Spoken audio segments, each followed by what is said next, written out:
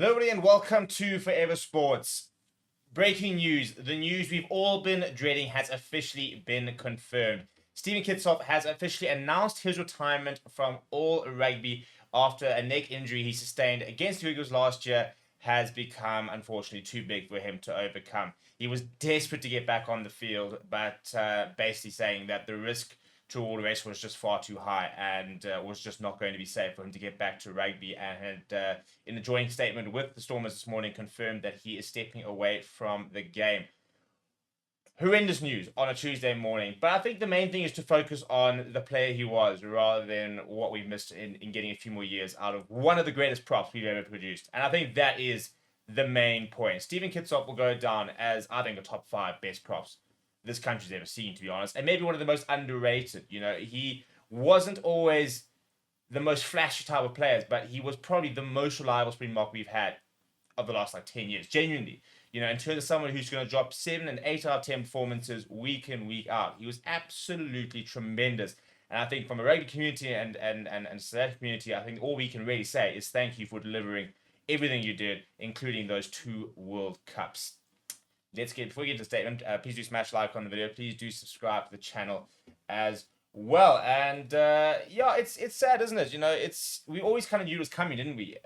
We thought it was very likely that it was coming. And the main thing, I think, is that we owe it to him to give him the benefit of the doubt. He came out and he basically said, because there was a couple of rumors that he wouldn't come back.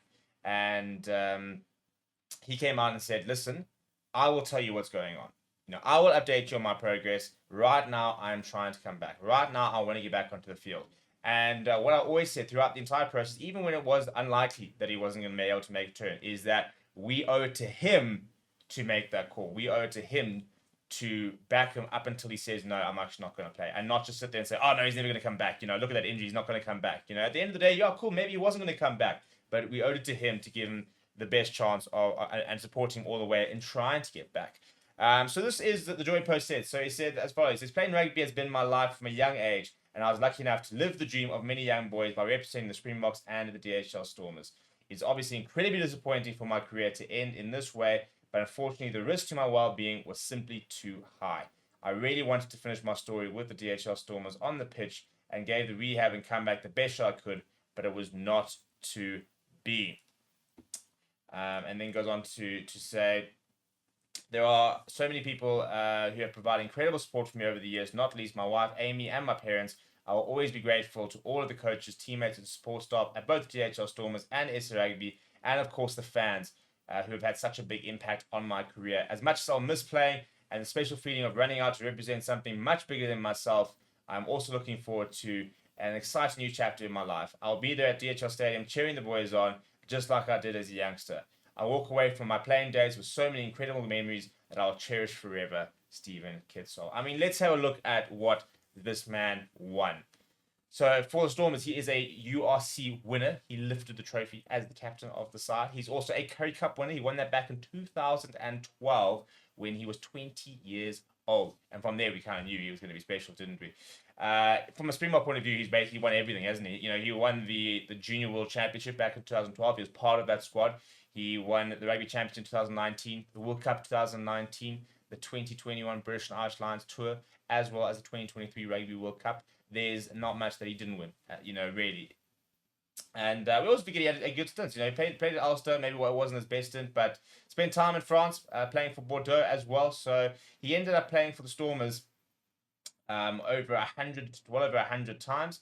And he represented South Africa 83 times. He would have become a Springbok Centurion. And I think maybe that'll be one of the great travesties, really, or the great disappointments that he didn't become a Springbok Centurion, because he should have been.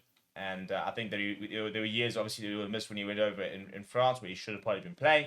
And I think, obviously, if it wasn't for the injury, he probably would have notched up another 5-6 caps at least last year, and probably another 5-6 caps this year. And he would have got those 17 caps, I reckon, before the next World Cup, even if he wasn't part of that next World Cup squad.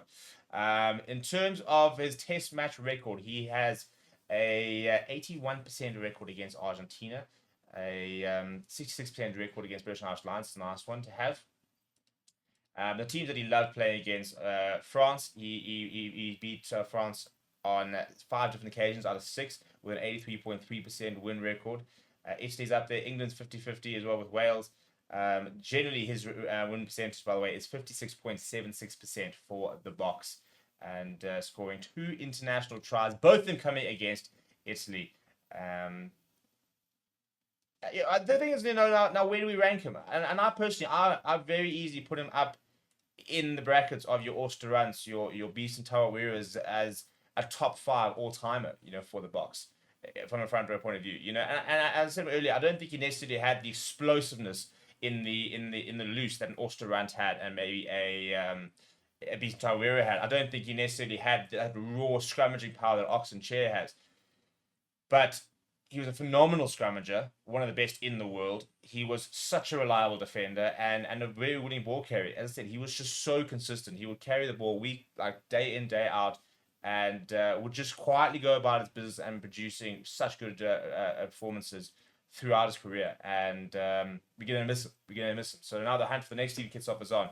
Good luck trying to replace him. As a person, as a player, he was absolutely 10 out of 10, and all we can say is good luck with the retirement, and hopefully we'll see him going into coaching. I think he would be a really good coach.